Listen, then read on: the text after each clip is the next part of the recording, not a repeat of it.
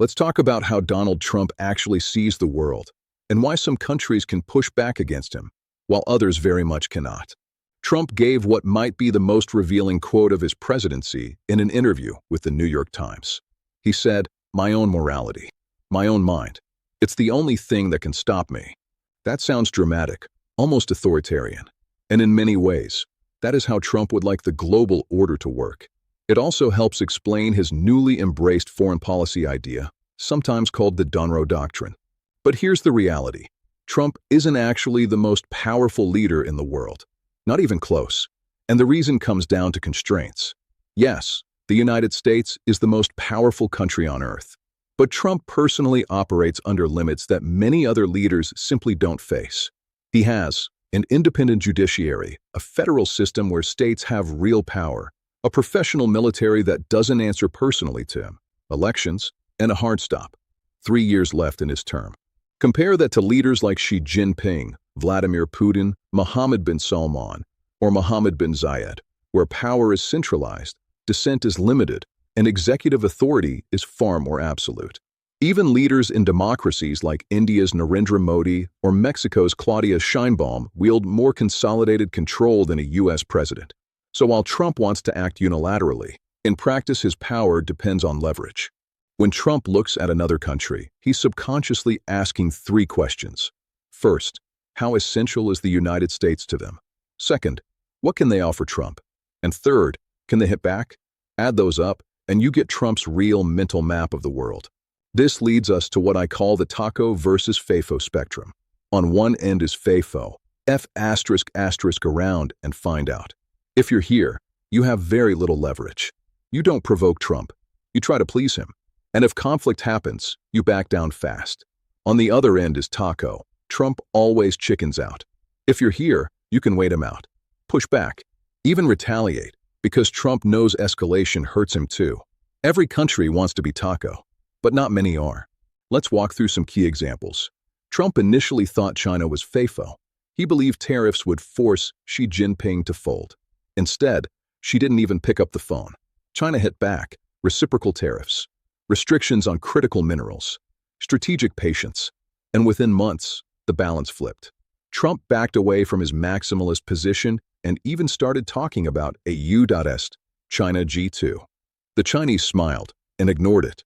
China turned out to be firmly taco. Venezuela is the opposite story. Nicolas Maduro thought Trump was bluffing. He assumed the U.S. would eventually cut a deal.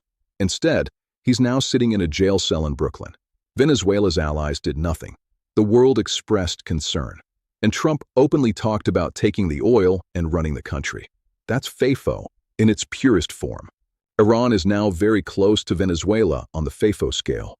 The U.S. has directly struck Iranian military targets, assassinated senior commanders, hit nuclear facilities, dismantled much of the axis of resistance. And Iran's response has been minimal. No domestic political support for Tehran in the U.S. No confidence Russia would intervene. And no leverage left. Ukraine, surprisingly, sits near Iran, despite being aligned with Washington. Why? Because Ukraine is dependent on U.S. intelligence, on weapons, on European financing that itself depends on the U.S. That dependency gives Trump leverage, and he uses it. The taco side, Saudi Arabia, Israel, UAE. Saudi Arabia is much closer to China on taco. Yes, it's smaller, but power is centralized, and the kingdom can direct enormous investment into the U.S., including into areas Trump personally values. Israel and the UAE are similar. Deep political ties, strong military and intelligence capabilities, high transactional value. Trump knows escalation with them doesn't benefit him. India and Brazil, quietly taco. India matters strategically against China. It's growing fast. It's not dependent on U.S. trade. And Modi's domestic position is stronger than Trump's. Brazil holds leverage through critical minerals and rare earths, assets the U.S. needs, with no meaningful military pressure point Washington can apply.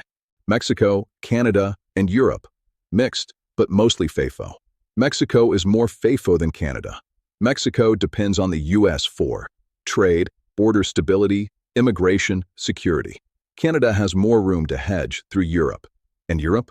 Europe's problem is fragmentation. If Europe were a single state, it would be firmly taco. But it isn't. Internal divisions, elections, and coordination failures make Europe look weak, and Trump treats it accordingly, whether on tech, defense, or geopolitics. Final thought. This isn't about ideology, or values, or alliances. Trump's worldview is brutally simple. Who needs me more? And who can hurt me back? If you can't, you're FAFO. If you can, you're taco. And in Trump's world, that's what power really looks like.